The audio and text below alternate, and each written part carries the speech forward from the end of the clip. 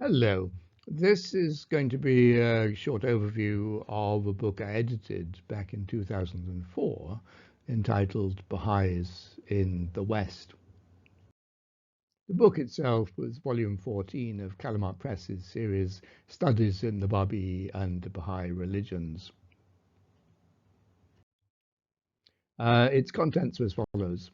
There's a foreword by me, then a survey article, again by me, on the Baha'i faith in the West, which I'm going to deal with in a separate series of videos, and then another survey article by Mojan Momin, based on John Esselmont's survey of the Baha'i world in 1919-1920.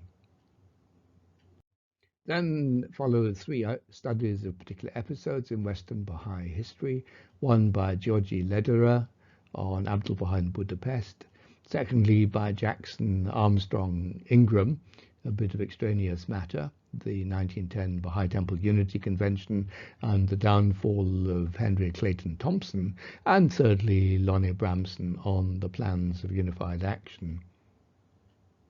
I should note here that Jackson unfortunately passed away a few years back, so this is a suitable place to regret his passing and also to pay tribute to his work in Baha'i studies. Then we have three studies of national Baha'i communities in the early days.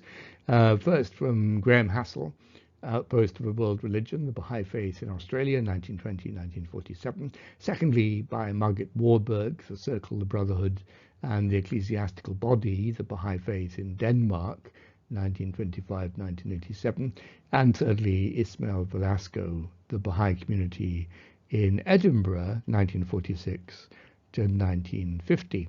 Both Graham and Margaret have published extensively on Australian and Danish, respectively, Baha'i communities in other publications.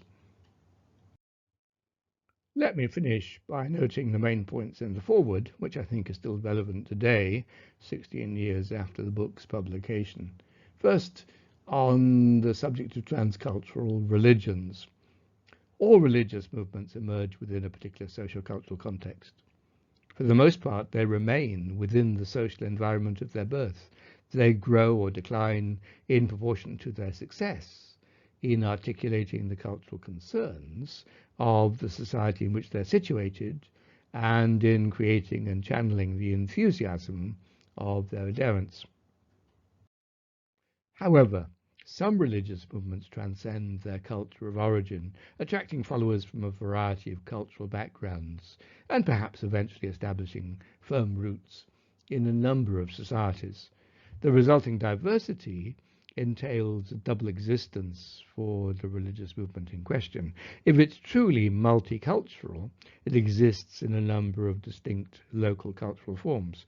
At the same time, insofar as it retains its unity, it remains a single transcultural movement. The Baha'i faith illustrates this multiple existence, originating within the context of 19th century Iranian Shiism. It has long since succeeded in transcending its culture of origin. Not only has it gained a worldwide following, but it has developed in culturally diverse forms. Thus, in the most general terms, we may refer to Baha'i expansion as having taken place in three cultural historical worlds. First, the predominantly Iranian Shi'i world of the religion's origin. Secondly, the Western world, the subject of the present volume. And thirdly, what I'm terming the Baha'i Third World. Nowadays we talk about the Global South, which is essentially what it refers to, from which most of the contemporary adherents of the Baha'i faith are drawn. Each of these three worlds has had its own distinctive forms and chronologies of Baha'i expansion.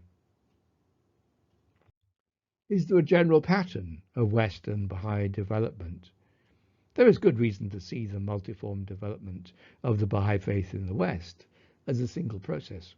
The West, here defined as Europe, and the culturally cognate territories of North America and the Pacific is an area of considerable cultural and historical unity. This is grounded in part on the common inheritance of Judeo-Christian and Greco-Roman culture, and in part on more recent historical developments such as European imperialism, industrial capitalism, and consumer culture.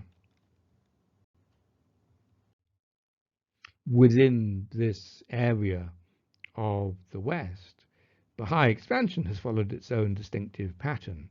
Western Baha'i communities have come to share many cultural characteristics with each other, both by dint of shared patterns of Baha'i activity and by their common participation in the Western-dominated culture of modernity. I'd have to amend that statement today, 16 years after I wrote it.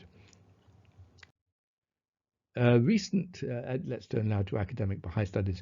Recent years have seen an impressive development in the academic study of the Babi and Baha'i religions. As much of this work has been by Western Baha'is, or former Baha'is, academic study itself represents an important aspect of Western Baha'i development. Important though this work has been, there's still evidently much to be done in relation to Western Baha'i history. Thus, we now have several excellent studies of the early American Baha'i community, but apart from these studies, the period of Abdul-Baha's visits to the West, and some very specific topics such as the cultural aspects of recent Baha'i conversions in the southern United States, there's very little material on the history and culture of the Baha'i faith in the United States. There are also now detailed studies, or partial studies, of 5 other countries: Australia, Britain, Canada, Denmark, and New Zealand. As with the American studies, much of this work remains unpublished. There's next to nothing written about any other Western country. In addition to general historical studies, there are a number of biographies of prominent Western Baha'is, but only a few of these are scholarly in tone, and only a few leading Western Baha'is have received serious attention. One general tendency in much of this work that has been produced so far has been a concentration on Western Baha'i history and culture within its own context. This leaves a double lacunae.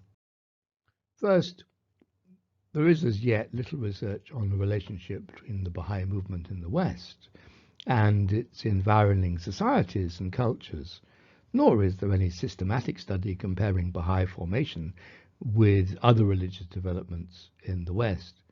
Secondly, the relationship between the Baha'is in the West and the Baha'i faith as a whole has not yet been adequately studied.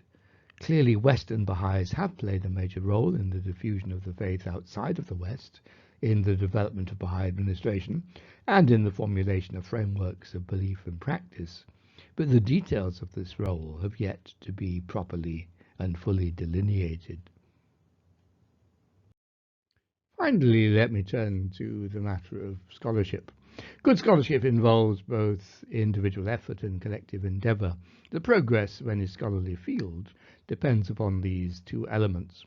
We're fortunate that both within the Baha'i community, through the activities of the Association of Baha'i Studies, originally the Canadian Association for Studies on the Baha'i Faith, which functioned from 1974 to 81, and independently through the work of those associated with the Lancaster, Cambridge, and Los Angeles Baha'i Studies seminars in the 1970s and 1980s, and their successors, a growing network of scholarly communication and debate has developed. The appearance of publications, such as the Kalimat series Studies in the Babi and Baha'i Religions, reflects this growth. The present volume is a further contribution to the ongoing process of communication and debate. So that's my introduction to this book. Thank you very much for listening. Many thanks to my patrons for their kind support and encouragement. And thank you for listening. And if you want to go and buy the book, I think Kalimat still has copies for sale. You're very welcome to support my channel. Please do like, comment and share on the videos. Subscribe if you want to be notified of future videos. Patreon and PayPal links below for those of you who want to provide practical support. And next week, the opening chapter, my own survey, The Baha'i Faith in the West. Have a good day.